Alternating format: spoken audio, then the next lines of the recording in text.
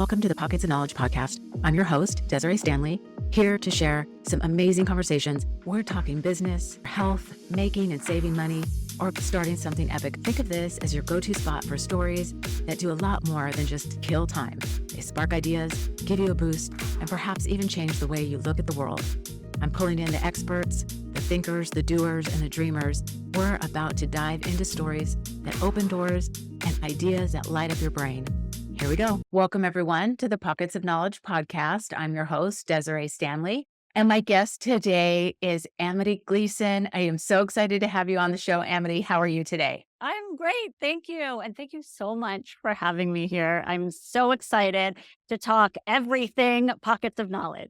Wonderful. Well, let's start, as I always love to do, is have my guests share kind of how their journey began and led to where they are now. You are the founder, driving force behind Amity Alexandra Jewelry Design. And so what inspired you to launch that and become an entrepreneur? And so tell us all about it. So the story is actually pretty interesting. I, many moons ago, was a courtroom attorney. I did criminal defense.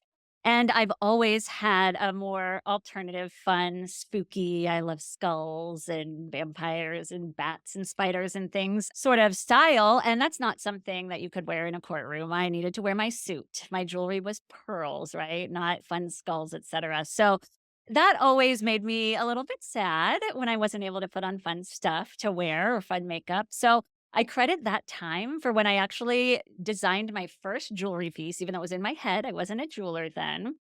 Fast forward, I got engaged and we had a Halloween wedding. Couldn't find anything that was going to match in jewelry, especially engagement jewelry or anything. Another big flag, right? Over the years, I definitely learned all about jewelry and how to create it and design it. And I sew a lot of things as well. However, I've been in corporate, had a bunch of children. And last year, a lot of things were changing. My kids were needing me more. My parents started needing me more. And it was time to use my talents, my excitement, my designs for people like me who cannot find what they're looking for and custom make it. So Amity Alexandra Jewelry was launched. And even when I first learned how to make jewelry many years ago, the first thing I created is that jewelry piece that I created in my head in the courtroom, which would still allow me to have my flair, my style, but would still be appropriate for the courtroom. So it's kind of like a subtle theme. So that's where I came from. My mission is making sure people don't have to compromise their personal style based on what they have to do. We can figure it out, and that people know custom is accessible. In this day and age, we all want to customize everything. So here I am. Oh, that's awesome. Thank you for sharing that with us. And it is kind of a big leap between being a courtroom attorney to designing jewelry. And so, congratulations for taking that leap and following your desire to create something that you would love and that other people would as well. And I'm just delighted by that. That is so inspiring because it gives people the sense that it is possible, that they can also make that change and really follow their heart. And so I love that. Thank you for sharing it. And so let's talk about how, as an entrepreneur, you want to have your personal identity and style radiate through what you're doing, but sometimes it may be you have to find a way to make it work, right? So what are your thoughts on that? Yep. There is always a balance. There is always a compromise. Being in corporate or even in law, I've been in corporate operations for many years, most recently.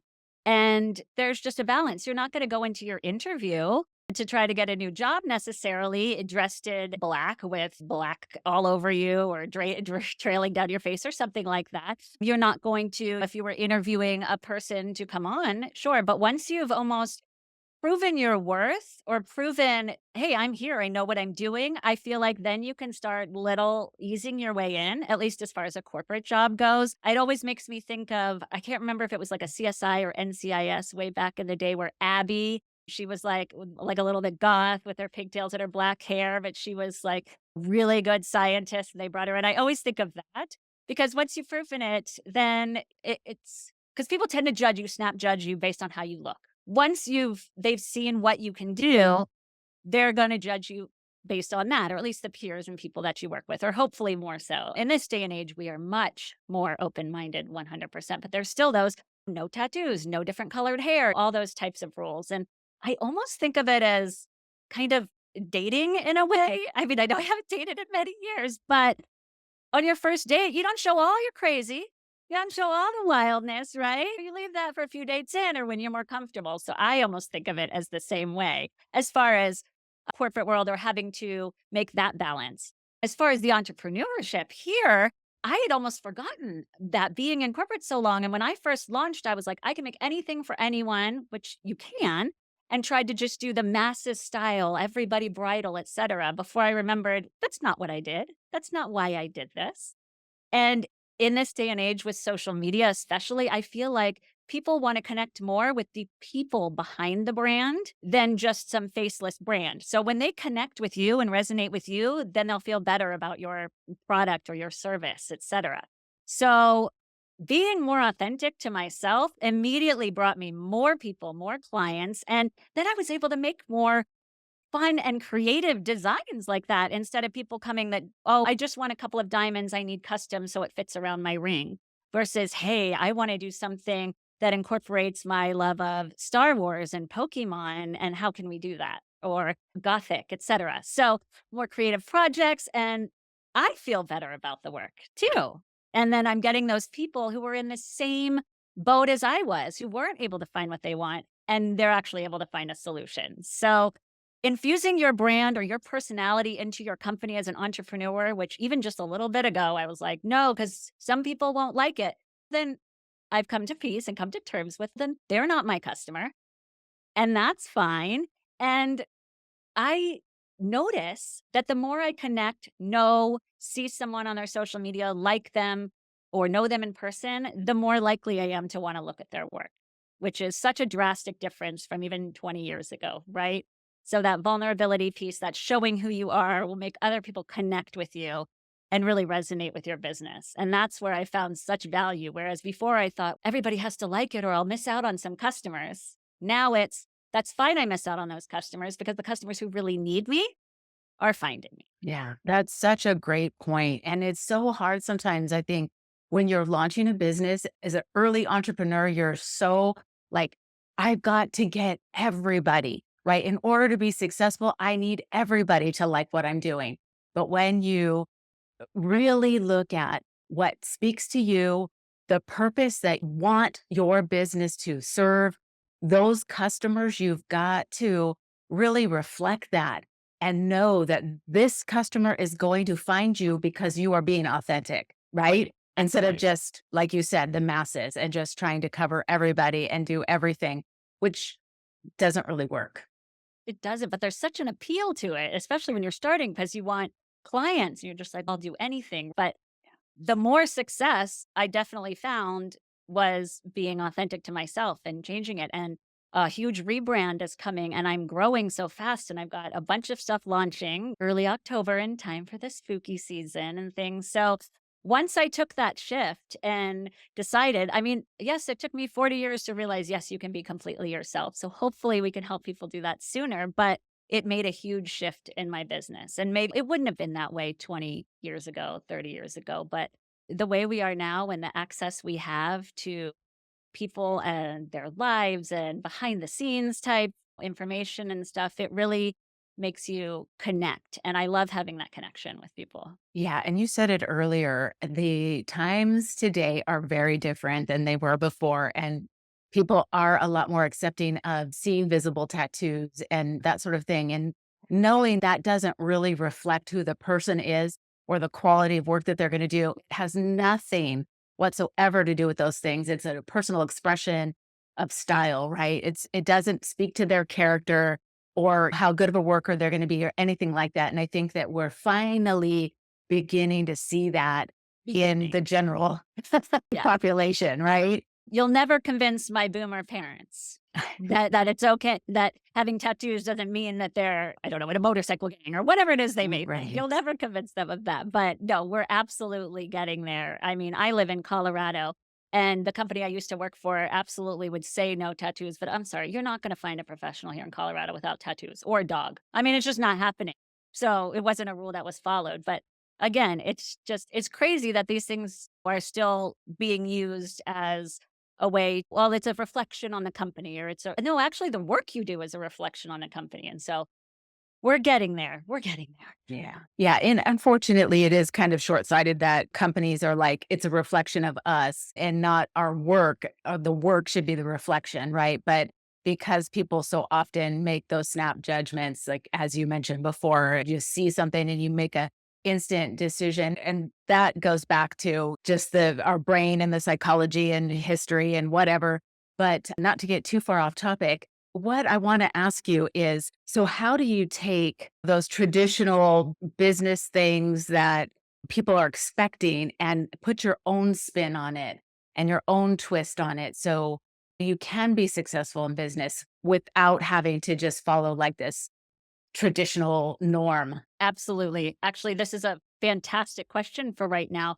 Jewelry or jewelers in general tend to be multi generational, fourth Mm. generation, fifth generation, behind a glass case, selling these giant natural diamonds. And that's how their money has been made for 100 years plus.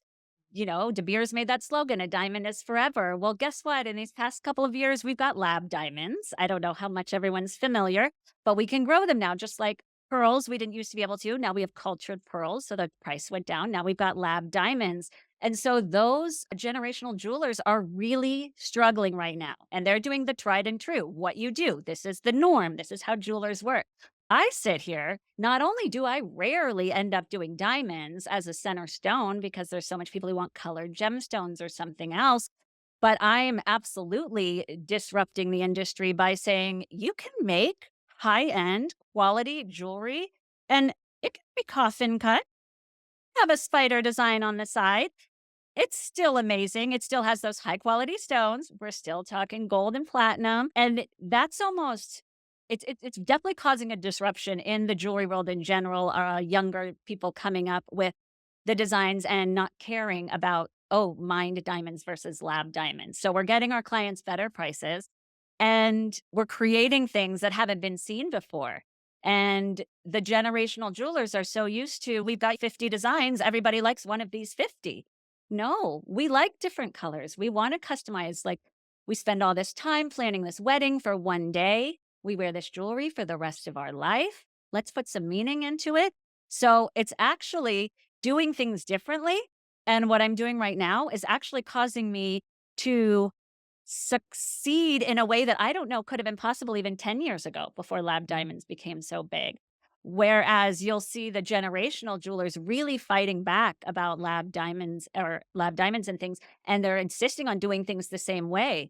Well, if they don't adapt, they're not going to end up in business. So the fact that we're doing things, or even I'm doing things my own way, is actually one of the reasons I'm succeeding. That may not be in every industry, but it definitely is here, taking on the new technology that's coming out, using computer generated images, making resin prototypes people can try on and wear first to make sure it fits or doesn't catch in their hair and things. Like all of these things really tailor the experience to the client. And it's not just you go in, you buy a ring and you go home, right? This is a lasting relationship. And I think, at least from my experience, that's what people are looking for nowadays. They're not looking for the person being like, oh, well, you need a bigger carrot because it's your 5-year anniversary or whatever it is, right?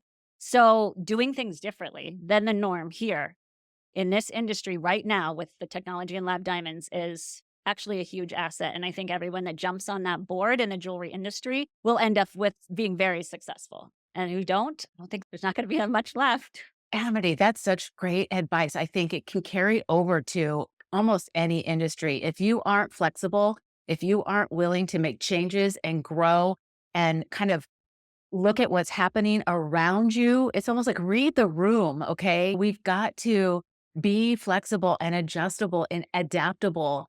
And so I think that's brilliant advice in just how you're using it. You're looking at people want custom. We want to be unique. We want to express our differences and what makes us special and what makes our relationship special. And so you're giving it to them. because you're giving them an opportunity to design something that's special just for them. And so I think that's amazing. And going back to the lab grown diamonds versus mine diamonds, I think that's a huge issue in itself because there's a lot of people who care about the mined diamonds Mhm. and what that has done to people in the countries who are mining, what it's done to the planet. That kind of thing is hugely important to a lot of people, as it should be. And It so is. making lab grown diamonds more accessible to people because it's priced better, because you know what it's not damaging the earth. It's not damaging people and countries and all of that. So I think that's just fantastic. I love it. And so thank you for sharing all of that with us. So now let's talk a little bit about the brand and your brand voice and how this really reflects your own style because you've shared some of that with us. What else do you think, like maybe some steps entrepreneurs could take to really blend in their personal style into what they're trying to do with their business? Yes, absolutely. I actually, when I was deciding to do this rebrand or relaunch, not that I had been around a whole lot of time, but I had realized, no, this needs to be more a reflection of me. I actually went in great detail into developing that brand. We call it a brand prism, all of the Mm, things. So, how it looks, how I communicate, how do other people feel when they use my product? How do I want them to feel? How are they gonna communicate and different platforms? It's a multi-page document with my colors, my fonts, the feelings, the what I want to evoke. And there's even to the point where the brand voice is different in the almost e-commerce website part versus my podcast where I'm talking like this all the time, which is not gonna be that mysterious, ethereal description of my product. So, because you want I'm a big proponent on showing yourself as well, not just mm, being this mystery behind who is that? Because so many people, I mean, it happens in cosmetics and things too, but like where Louis Vuitton or L'Oreal own 90% of the brands, right? So they're not that different. It's the same thing in jewelry. The company owns De Beers and K's and chains. So it's so important to me that you see, hey, this is a physical, it's not a who does this really own? Is this the same company? What is that? Get out there and do that. And so when I was figuring all those things out, like how I wanted my messages to be sent out and how I wanted them to be received, and the voice and the colors, and just I even made with AI examples of what my clients would look like, the ones that I'm marketing to. I'm coming out with a line of that will be sterling silver at a lower price point, but still with the cool designs and things. And then that's going to be more for your younger, more rebellious type, experimenting with style and things versus my high-end engagement rings. We might have an icy diamond that could be 20,000 alone in that mm. customer. So made avatars of what they might look like with AI, and that was so fun. I mean, it's not something I use publicly, but right, it gets me feeling like, how am I going to do this? And getting that all out in this multi-page document and working through it it's really helped me refine where I'm going with this. So now, anytime I have a question like, oh, should I have this product or should I do this? I literally just look at my document where I outlined everything I want for my brand. And does it fulfill this? Does it do this? If it does, then yes. If not, then no, it's a different decision. So it's making everything a lot easier when it's almost like this is where I put a lot of time and effort into it, and this is where I want to go. So every decision I make from this point on needs to fulfill this or feed this, or I'm not going to get to where I'm.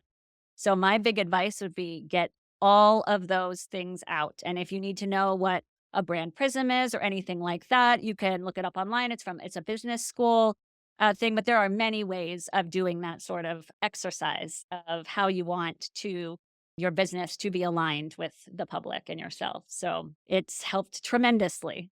Yeah. Good stuff. Thank you for sharing that. And this idea of the prism, I hadn't heard of that before, but it referred in that manner.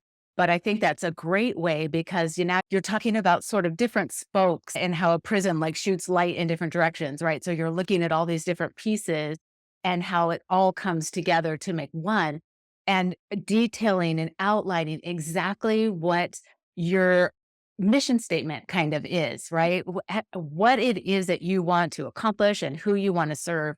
And every decision that you make goes back to, does it fit in here? And I think that's great advice. Yeah. I almost do that with life too. I mean, when I was leaving my corporate, it was okay, why am I leaving? What am I hoping to gain? More flexibility for my kids, especially vacations, etc. And so when I'm confused or about a decision, okay, is it fulfilling that? It's the exact same as in business as I do in life. Is this decision going to help it? So I do have more flexibility, or I am fulfilling or leading to this path that I am taking because I wanted these things for me and my family.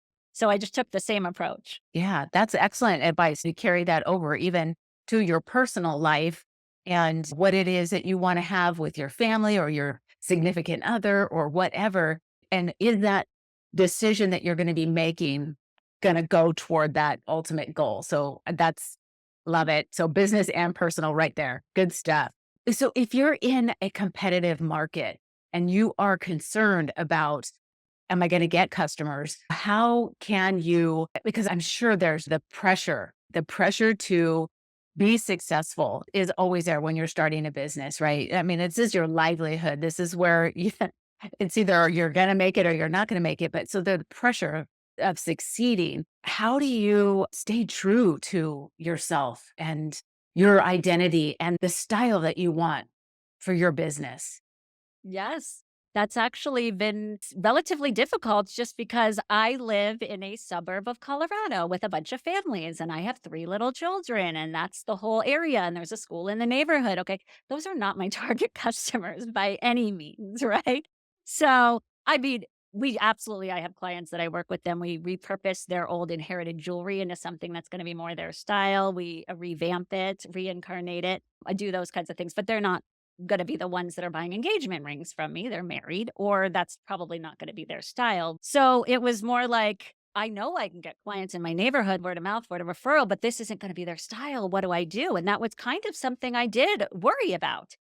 And for the first several months, it was going well, and I love doing redesigns because you get to make a whole new product, but I sort of alluded to this earlier, like, people will come for custom because their ring is an unusual shape, and they want their band to contour around it, right? But they still just want a plain band with a couple of diamonds, right? I did enough of those versus the other ones to see how my body felt, how I reacted to it. They're both a lot of work, but in the end, like, I felt good, and that good exhausted when I'm making, like, something really unique that I know this person is gonna love forever, and I can see their vision and everything, versus doing the other kind. Not that I can't do the other kind, but I could feel the difference in my body. I could feel the difference in how it was even portrayed on my web page or social media. I mean, it's not going to stand out. That's not going to be what, oh, wow, look, a cool contour ring. I'm going to go to her. That's not going to bring in the customers or clients. And I'm not saying don't take them if you need them.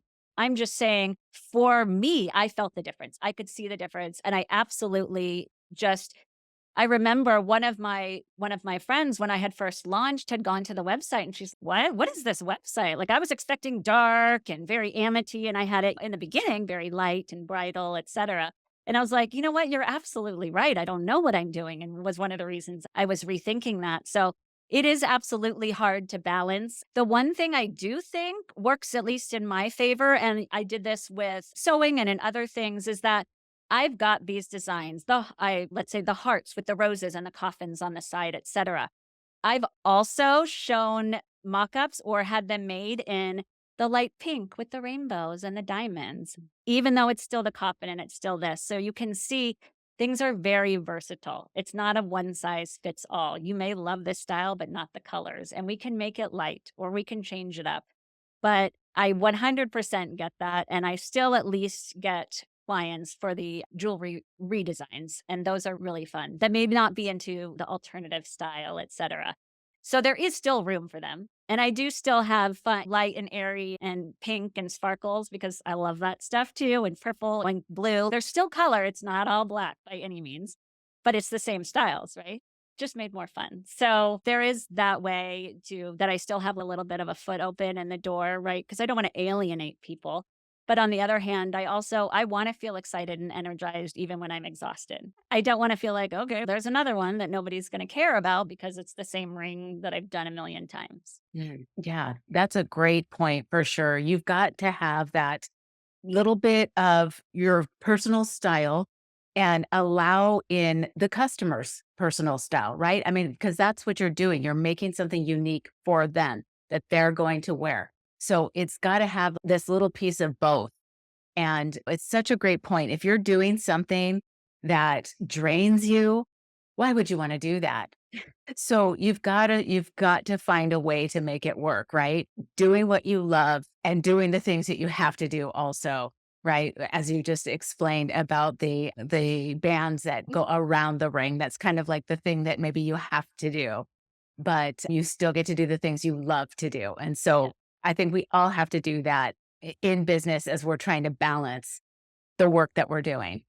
Yeah. Yeah, And good it's point. not that it always, and again, it's not. I mean, a lot of times I'm not doing more Gothic, or it is always alternative. Like that's why people come to me, because it's alternative than what in the stores. So I had just alluded to the Star Wars one and the Pokemon one, and I just finished a panda and constellation one.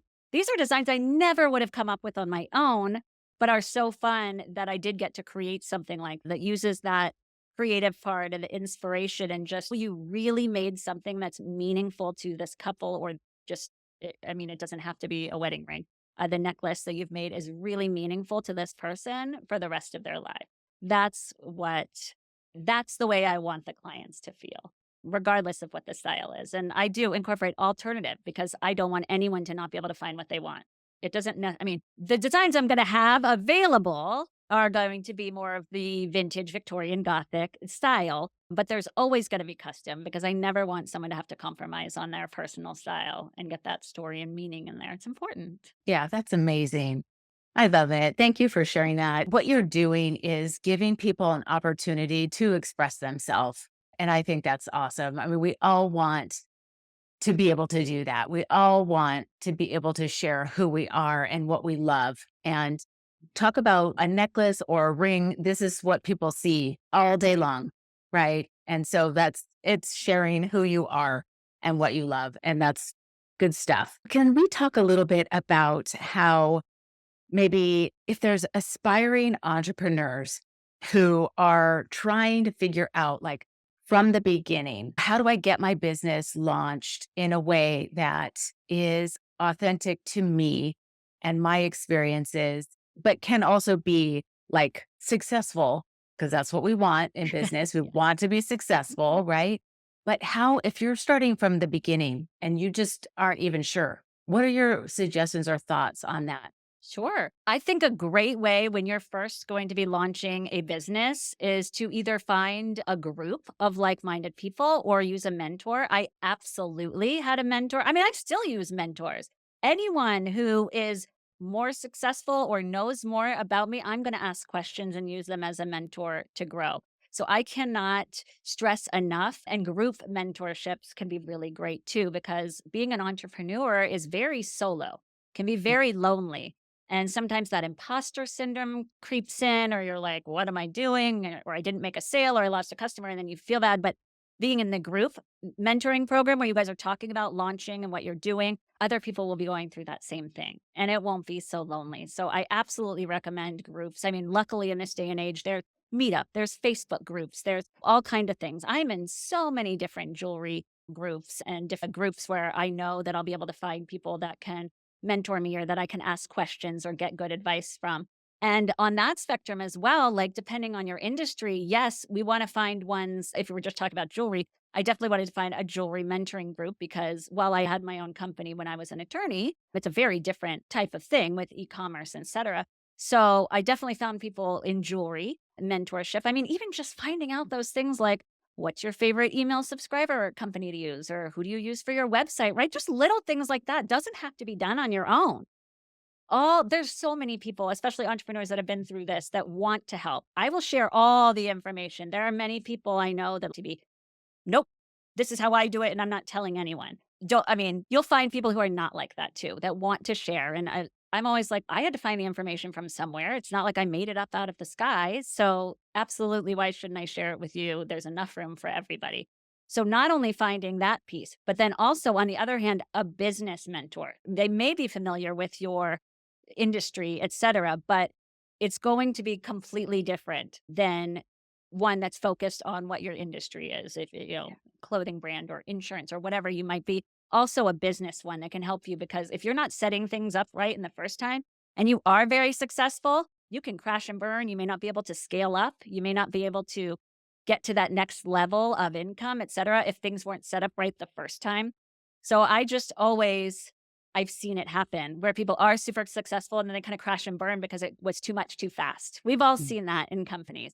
So that's why I always recommend having someone, at least in business or something, where you can make sure you're getting those underlying like processes and strategies and systems in place so that when you are successful or when the company grows, you are able to take that on. So I think both are a really good way to get going and to keep that loneliness out of the equation. Yeah. Oh, Amity, thank you so much for sharing that because it's so true. When you are a solo entrepreneur, you do feel kind of like you're the only one on the planet that when you get into groups, and thank you for sharing that, you need both like a specific to what you're doing and a general business because you're gonna get something from both of those, like you just shared, and it's imperative that you know what you're needing in a business to run a business correctly, especially in e-commerce, because you're talking about sales tax and not even just websites, and how about bank accounts and making sure it's a business bank account, and there's so many pieces to the Uh-huh. puzzle. All those things. And so having these kind of people who have already been there and done that can help you kind of find the path a little bit easier and faster and get you running along that road so much smoother. Yes, I agree. I wanted to touch on something that you mentioned earlier and that you have a podcast as well. So would you share with us now? It's Gothic Heart. And I love the sound of that. So you've got to tell us about it. What is it that you talk about on the show? How often do you have episodes? Take it away. Yeah. So it was actually sort of, I decided to do it when I was going through my rebrand and just, I didn't, it was because my current customers, my current clients, my current followers, or everybody wasn't necessarily going to be as into my new direction as I was, and I needed that outlet. So the Gothic Heart is sort of everything alternative that you could imagine. We have a lot. I mean, I talk about my Halloween wedding and how we did all of that in an episode in my story, but I am. It airs every Tuesday. I'm always having these amazing guests. Something we talk a lot about is self acceptance. So even just coming to that point where wait, it's actually okay. I like myself. It's okay that I'm like this. And then maybe how to deal with people around you that maybe be like giving you the side eye or something like that when you talk about what you do. We definitely talk a lot about that. Brought on a lot of different experts in various fields, like to help you with those things if you're struggling, that it's not just a one size fits all. We've had ancestral veneration, we've had alchemy, we've had clairvoyant specialists, we've had timeline regression, akashic records, celestial beings. I mean, we talk about all kinds of really interesting stuff. And then even bringing in these people that are extremely successful in their chosen career. And again, by alternative, I had tabletop role playing game. He runs this giant company for people all over the country, just showing you have an alternative interest that you may have been laughed at or shunned at as a child, whatever. But that doesn't mean if you like who you are, you can make it happen. And look, you can make a career out of this. And how? I mean, we've had the coolest guests on just showing that you can be yourself in business, in life, and here's how. And if we can, I was finally self acceptance myself around 28 ish. But again, I was 41 when I finally decided to self accept in business. So the Gothic Heart is sort of all about showing there's lots of opportunities out there, there's lots of people to help.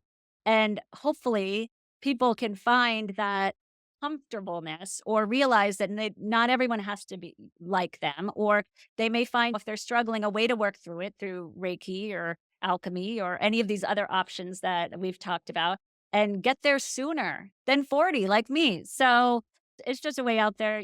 They're not alone. I was scoffed at. It's a phase. It's not a phase. I'm still here. I still like my same stuff, right? Or, oh, a funny story. I was trying to get an au pair when my kids were little. And when the interviewing company came in and they just saw my decor, they're like, are you satanic? Because that's going to really inhibit your ability to get an au pair. No, no. It's just Halloween. It's just fun stuff. Like it's just design and decor. But just things like that, and how to laugh it off and stuff. So we talk about all kinds of those things on the Gothic Heart and just have some really fun guests. Yeah. That sounds amazing, really. And it sounds like it yes, it is fun and there you have a it sounds like good conversations, but it also sounds very deep. And really the self-acceptance is so important and that you're sharing these guests' knowledge in a variety of fields, giving people an opportunity to find what works for them to accept and learn and grow and move on from whatever maybe the things that people said to them as they were growing up or whatever that may be holding them back now. And so I think that's brilliant. And I love that you've got that show. So absolutely, I'll include that in the show notes so people can find you. I always also love to ask my guests if there's books or other podcasts that they have found beneficial or influential that they want to share. I would love to have you do that now. Sure. So a lot of the books, which some people will just laugh it off because not everyone likes those kinds of books, but I love sort of managerial experience books or how to communicate better because I can be very straightforward, upfront, jump right in, right? And that's not everybody. So I really, one of my favorites is called Fierce Conversations. I know a lot of people will laugh because people like don't like self-help books, but I almost see it as just like an improvement. I don't know that it's self-help, at least in my opinion. I want to be able to meet people where they're at as far as communication styles, right? So why I'm mentioning that book is just in general, like if I have a custom client, some people want to do every single step of the way. They want me to order 20 gemstones. They want to hand pick it. They want to know each and everything. And then there's some other people who get overwhelmed and they're like, no, you pick, right? So it's a matter of those kinds of things are teaching me because I want to know everything, right? Not everyone is me, right? So that's why I look to the Fierce Conversations or, oh my gosh, what is that one with it's almost I'm sorry, I'll have to get back to you, but it's basically based on like the Navy SEALs, but it's a book about management. It's really fascinating.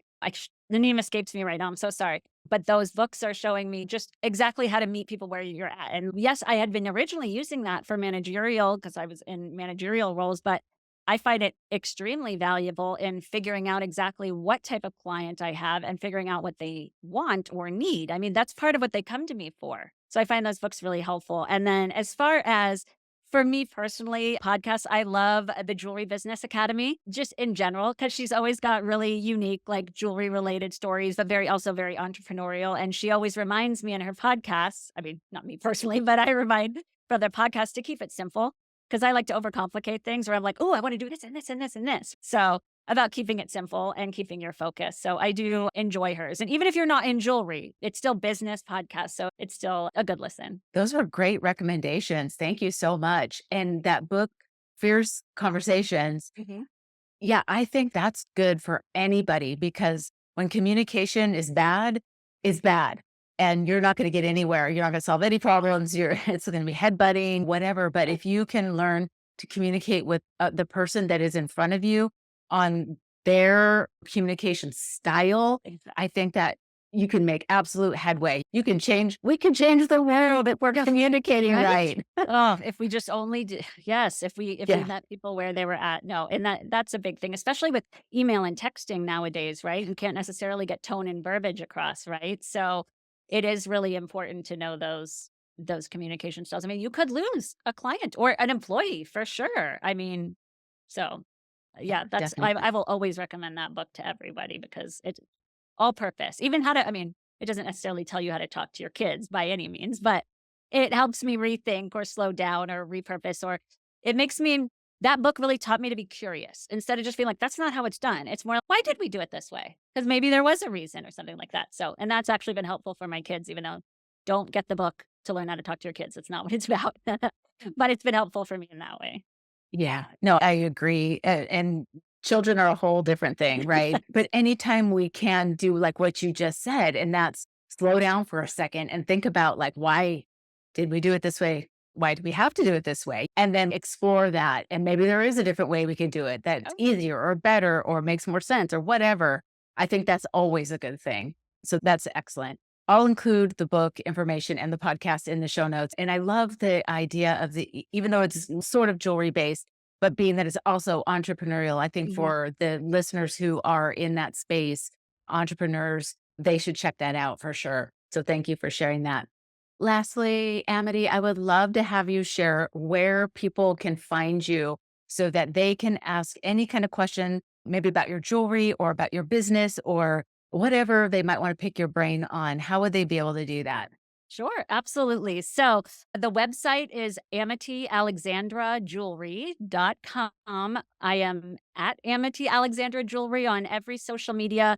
Phone numbers on the website. You can DM, PM, whatever message there is. The Gothic Heart is also right there on the website. There's a big thing that says the Gothic Heart. It's also on all major platforms, so Spotify, Apple Podcasts, Google, all of the things. So I'm very easy to find, and even if you just search my name, you'll see my lawyer profile from the bar, and you'll find me that way. So I'm very easy to find, but any questions, I'm always happy to run things through and check it out, and there's everything there's a free consultation. You just book it. It's always free. Check it out. We just chat, see if it's a fit, see if we like it, see if we can come up with things. So if you have any questions or pieces or anything, I mean, we could just book a time and just chat and see. Awesome. I will for sure include your website information and all of the links in there on the show notes for people to find you easily.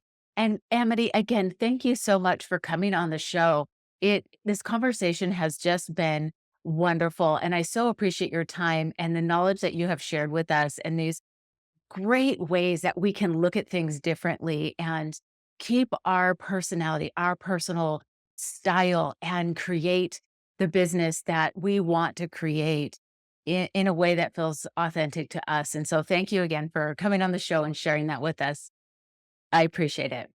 Thank you. Thank you so much for having me. When you recap what I said, you make it sound so good. I feel like I'm fumbling and you make it sound amazing. And so thank you. Yes, we'll talk more soon. Thank you, dear listeners, for tuning in to another insightful episode of the Pockets of Knowledge podcast. We appreciate your time and curiosity as we explore fascinating topics together. If you enjoyed today's discussion, be sure to join us next week for another amazing episode.